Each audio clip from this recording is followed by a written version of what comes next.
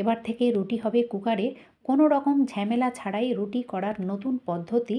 হ্যাঁ বন্ধুরা, আমি সুনিতা, আমার চ্যানেলে প্রত্যেক দিনের মতো তোমাদের সকলকে স্বাগত জানাই। কি কি ঝামেলা শেষ হবে রুটি করার, চলো ভিডিওটা শুরু করা যাক। আমি যেহেতু বলেছি কুকারে রুটি করার কথা, তো ওটা একেবারে সত্যি, তোমরা স্কিপ না করে পুরো ভিডিওটা দেখতে থাকো। তার আগে কুকারটাকে ঠিক করে নিই, কারণ কুকার কখনো কখনো এমন হয় যে এই নাটের জায়গায় লিক হয়ে যায়। তো লিক হয়ে গেলে কি হয়, ভেতর থেকে যে খাবার দাবারগুলো থাকে, যখন আমরা কুকারে কিছু রান্না করি তখন কিন্তু অতিরিক্ত পরিমাণে এই জায়গা থেকে বেরোতে থাকে। তো ইমার্জেন্সির জন্য যেটা করব সেটা হচ্ছে এই যে আটা, তো একটুখানি আটা মাখিয়ে আর এখানে এইভাবে ছাঁটিয়ে দিতে হবে। তো এটা মানে পার্মানেন্টলির জন্য নয় বন্ধুরা, এটা কিন্তু ইমার্জেন্সির জন্য। তো ইমার্জেন্সির মানে রান্না করতে করতে যদি এরকম হয়, তো আমরা এভাবে কাজ চালিয়ে নিতে পারি। যখন আবার সময় হবে তখন এই নাটের জায়গাটা চেঞ্জ করে নেব, মানে নাটটাকে চেঞ্জ করে নিতে হবে। তো এই টিপসটা তোমরা অবশ্যই ফলো করতে পারো। চলো এবার দেখে নেওয়া যাক রুটির দ্বিতীয় টিপ। তো এই রুটিটা আমি রাত্রেবেলায় রান্না করে, মানে রাত্রেবেলায় করেছিলাম, তো সকালবেলায় বার করেছি ফ্রিজ থেকে, ফ্রিজের মধ্যে রেখেছিলাম, কিংবা এমনি রাখলেও রুটিটা শক্ত হয়ে যায়। তো শক্ত হয়ে গেলে সেই রুটিটা কিভাবে গরম করব। তো আমরা খুব সহজে কিন্তু তাওয়াতে গরম করে নিতে পারবো, কিন্তু ব্যাপার হচ্ছে তাওয়াতে রুটি গরম ভালো হয় না। একটু আধটু পুড়ে টুড়ে যায় আর এর গন্ধটাও আলাদা হয়ে যায়, মানে রুটির স্বাদটা কিন্তু আলাদা হয়ে যায় তাওয়াতে গরম করলে। তো যেভাবে গরম করলে একেবারে তরতাজা হয়ে থাকবে, মনে হবে যে এক্ষুনি রুটিটা রান্না মানে করেছি আর কি। তো আমি প্রথমে টিফিন বাটির মধ্যে ভরে দিলাম, আর ভরার পরে কিচ্ছু করতে হবে না, এই যে 1 গ্লাস জল, বেশি নয় বন্ধুরা, কুকারের মধ্যে 1 গ্লাস জল আমি দিয়ে দেব। আর হ্যাঁ, কুকারে রুটি তো অবশ্যই রান্না করব, তোমরা স্কিপ না করে পুরো ভিডিওটা দেখতে থাকো। তো এই জলটা দেওয়ার পরে এর ভেতরে দিয়ে দিলাম একটা স্ট্যান্ড। স্ট্যান্ড না দিলেও চলবে, কারণ জল তো খুব বেশি নয় যে টিফিন বাটিটা ডুবে যাবে। তো যাই হোক, তবুও দিয়ে দিলাম। তো বাটিটা নড়বে না আর কি। তো এভাবে এর মধ্যে আমি দিয়ে দিলাম, এবারে ঢাকা দিয়ে দেব। তো ঢাকা দেওয়ার পরে খুব বেশি সিটি লাগবে না, একটা সিটি বাজলেই যথেষ্ট। তো একটা সিটি হয়ে গেছে, আমি নামিয়ে নিয়েছি। নামিয়ে নেওয়ার পরে এই ভাল্বটা, মানে যখন কুকারটা পুরো ঠান্ডা হয়ে যাবে তখনই এটাকে খুলবো। তো এটা ঠান্ডা হয়ে গেছে, ভেতরে আর কোনো বাষ্প নেই। তো এবারে আমি এই টিফিন বাটিটা খুলে দেখাচ্ছি যে রুটিটা কিভাবে গরম হয়েছে। তোমরা না এইভাবে এই টিপসটা অবশ্যই ফলো করতে পারো রুটি গরম করার ব্যাপার থাকলে। তো আমি টিফিন বাটিতে দিয়েছি, তোমরা চাইলে প্লেটের মধ্যে দিয়েও কিন্তু প্লেটটাকে অবশ্যই ঢেকে দিতে হবে।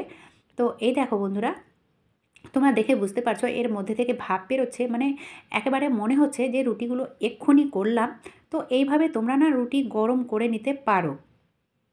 তো এতটাই নরম হয়েছে যে আমি যদি মানে একটু জোরে চাপ দিই তাহলে হয়তো রুটিটা ভেঙেই যাবে, এতটা নরম হয়েছে। খুব ভালো একটা টিপ, তোমরা এই টিপটা ফলো করতে পারো। চলো, রুটি তো গরম হয়ে গেল, এবারে ব্যাপার হচ্ছে আমরা যে সব সময় সব কিছু পারফেক্ট আমাদের হাতে হবে সেটা নয়। এই যে আটা, কখনো কখনো কী হয় যে এই আটাগুলো আমরা বেশি পরিমাণে মেখে নিই। তো বেশি হয়ে গেলে কী করি, আমরা ফ্রিজে রেখে দিই। কিন্তু ব্যাপার হচ্ছে ফ্রিজ থেকে যখন বার করি তখন কিন্তু আটাটা শক্ত হয়ে যায়। তো সবথেকে ভালো পদ্ধতি হচ্ছে এই যে হটপটগুলো থাকে না, তো এর মধ্যে গরম জল দেওয়ার পরে বেশিক্ষণ নয়, 5 মিনিট রাখলেই কিন্তু মানে আটাটা নরমাল হয়ে যাবে। কারণ এমনি যদি আমরা ছেড়ে দিই তাহলে অনেকটা সময় লেগে যায় নরমাল হতে, শক্ত থেকে নরমাল হতে অনেকটা সময় লাগে। আর এই হটপটের মধ্যে অতিরিক্ত গরম জল দেওয়ার পরে 5 মিনিট রেখে দিলেই নরমাল হয়ে যায়। তো চলো, এই রুটিটা, মানে এই আটার রুটিটা আমি ভেজে দেখাচ্ছি যে কেমন হবে। অবশ্যই যেমন আমরা সঙ্গে সঙ্গে আটা মাখানোর পরে রুটি করি, ঠিক সেই রকমই হবে। চলো এবার দেখে নেওয়া যাক রুটির পরবর্তী টিপ। তো আমরা কী করি যে এই আটাগুলো দিয়ে, মানে পলিথার আটা তো দিতেই হয় রুটি বেলার জন্য, আর অবশ্যই দিতে হবে, না দিলে কিন্তু রুটি বেলা যাবে না।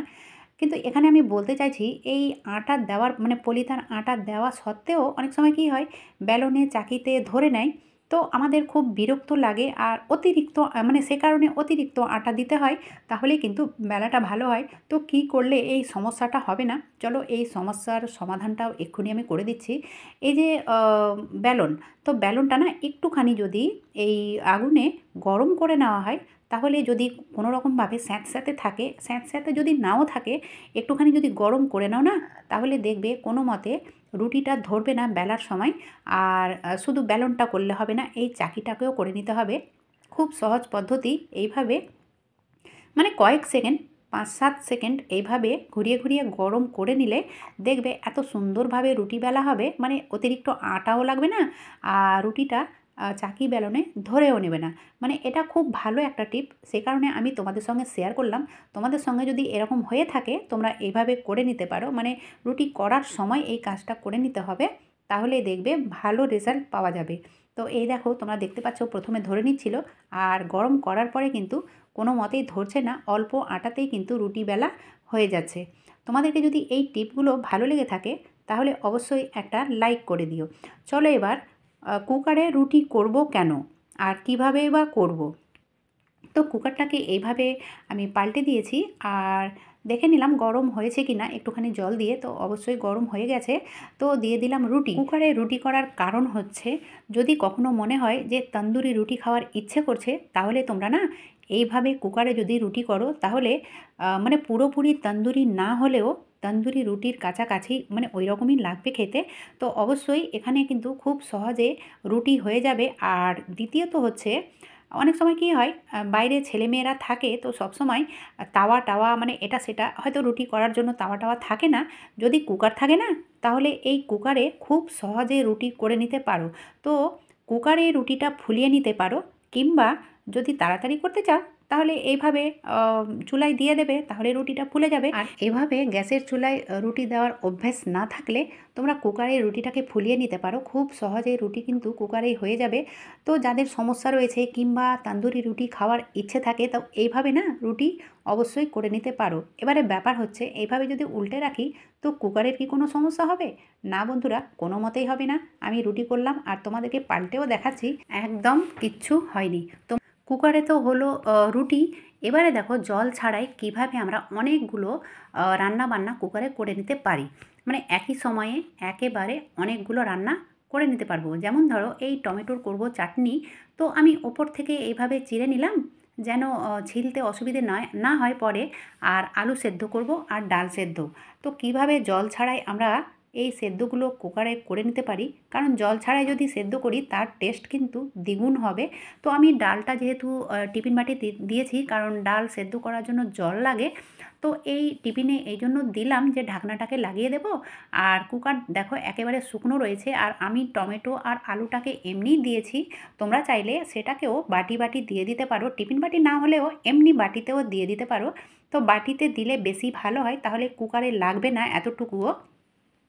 তারপরে দেখো দিয়ে দিলাম আমি ভেজা সুতির কাপড়। তো অবশ্যই সুতির কাপড়টাকে 2-3টে ভাঁজ করে আর ভিজিয়ে আর সেটাকে এভাবে ঢাকা দিয়ে রেখে দিলাম। এবারে চলো দিয়ে দেব সিটি। তো যেভাবে আমরা সিটি দিয়ে এগুলোকে সেদ্ধ করি ঠিক সেইভাবে সিটি দিয়ে দিতে হবে। আর এই দেখো এবারে আমি খুলে দেখাচ্ছি। কাপড়টা তুলে নিলাম, কাপড়টা তুলে নেওয়ার পরে মানে টিফিনটাকে বার করব, আর একসঙ্গে সবগুলো সেদ্ধ হয়ে গেছে। আমি তোমাদের ভেঙেও দেখাবো, তোমরা দেখতে থাকো। তো আমি যেহেতু আগে বললাম আলু আর টমেটোটাকে আমি কুকারে দিয়ে দিয়েছিলাম, তো কুকারে না দিয়ে আমার মতে বেশি ভালো হবে বাটি বাটি দিয়ে দেবে, তাহলে বেশি মানে খাটাখাটি করতে হবে না। যদি কুকারে একটু লেগে যায় তাহলে কুকারটাও মাজা ঘষার কোনো প্রয়োজন থাকবে না। এই দেখো বন্ধুরা কত সুন্দরভাবে ডালটা সেদ্ধ হয়েছে। আর এই দেখো আমি যে টমেটো আর আলুটাকে সেদ্ধ করলাম, তো এতটুকুও নিচে লাগেনি, একেবারে জল ছাড়াই সেদ্ধ হয়ে গেছে। তোমরা এইভাবে অনেকগুলো সেদ্ধ করে নিতে পারো। তো বন্ধুরা আমি আবারও বলছি, আমি কুকারে দিয়েছিলাম, তোমরা বাটি বাটি দিয়ে দেবে, তাহলে বেশি ভালো হবে। এই দেখো কত সুন্দরভাবে সেদ্ধ হয়েছে। যদি ভিডিওটা ভালো লেগে থাকে না, তাহলে বেশি বেশি সবার মাঝে শেয়ার করো। আর যারা এখন পর্যন্ত সাবস্ক্রাইব করোনি, সাবস্ক্রাইব করে নিও। তো আমার ভিডিওর নোটিফিকেশান সবার থেকে আগে পেয়ে যাবে। তো যাই হোক, আজকের মতো এখানেই শেষ করলাম। এতক্ষণ আমার ভিডিও দেখার জন্য অসংখ্য ধন্যবাদ।